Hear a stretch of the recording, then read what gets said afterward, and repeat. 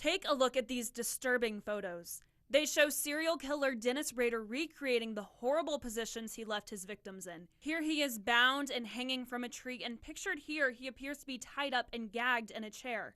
These photos are years old, but now an Oklahoma sheriff says he believes they show evidence of other cold cases that the killer was possibly involved in because of what he's wearing. What we believe is the items that he used like that were more trophy items that had more of a meaning than just breaking into an empty house and stealing some clothing.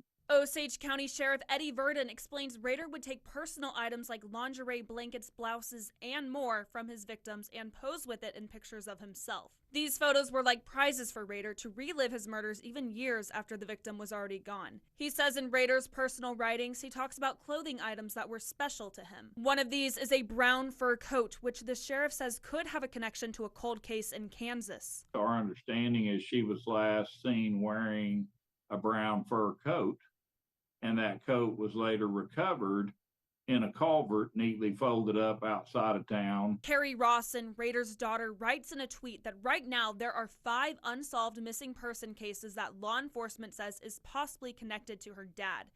These include 2 from Oklahoma, 2 from Kansas, and 1 from Missouri.